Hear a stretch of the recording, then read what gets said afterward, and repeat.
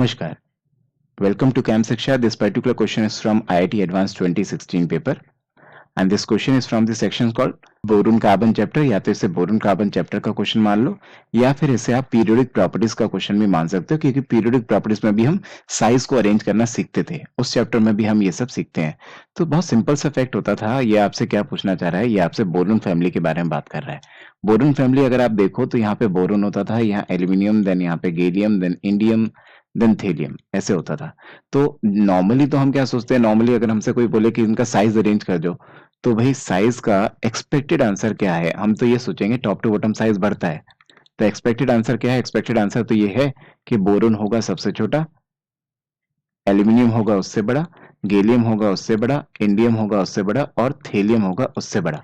हम तो ऐसा सोचते हैं, लेकिन होता क्या है, होता ये है कि यहाँ पे क्या है, जब डी इलेक्ट्रॉन्स यहाँ अंदर आ जाते हैं, अंदर डी इलेक्ट्रॉन्स भर चुके हैं, उसके जस्ट बाद जब गैलियम आता है, तो गैलियम के अंदर क्या है, इनर शेल्स के अंदर डी इलेक्ट्रॉन्स होते हैं, और डी इलेक्ट्रॉन्स के आपको पता है डी इलेक्ट्रॉन्स की पुअर शील्डिंग इफेक्ट होता है।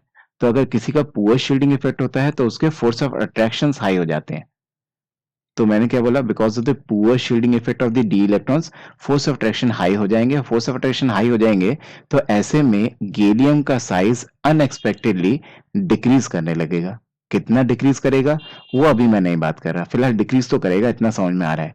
सिमिलरली अगर आप देखो तो यहाँ पे आपके पास इस जगह पे, आपको याद होगा इस जगह पे ऐसा बना के ऐसा बनाते थे। तो इसका मतलब थेलियम के इनर शेल्स के अंदर एफ इलेक्ट्रॉन्स होंगे, और अगर एफ इलेक्ट्रॉन्स होंगे तो एफ इलेक्ट्रॉन्स के शील्डिंग इफेक्ट और भी पुअर होगा। और अगर शील्डिंग इफेक्ट पुअर होगा तो यहाँ पे तो फोर्स ऑफ अट्रैक्शन इसमें भी बहुत हाई हो जाएंगे, और अगर फोर्स ऑफ अट्रैक्शन हाई होंगे तो इसका भी साइज डिक्रीज करेगा। कितना करेगा वो मेरे को अभी नहीं पता।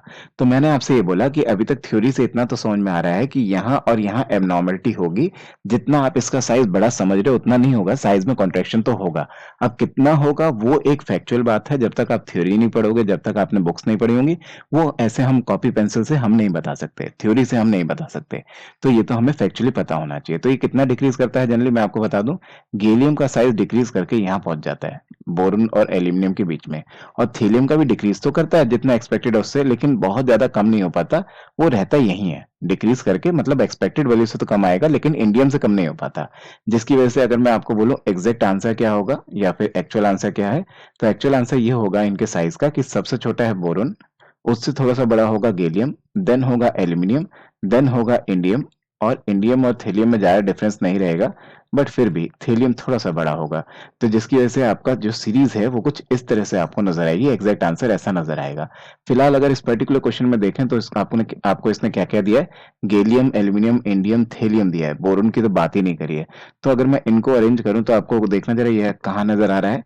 सबसे पहले thallium, then indium, then aluminium, then gallium, ये ऑप्शन नंबर बी में नजर आ रहा है मेरे को। तो सिंस ऑप्शन नंबर बी में यही दिया है, that's why option number B will be answer. Okay, so I hope I helped you. Please subscribe Camp Shiksha.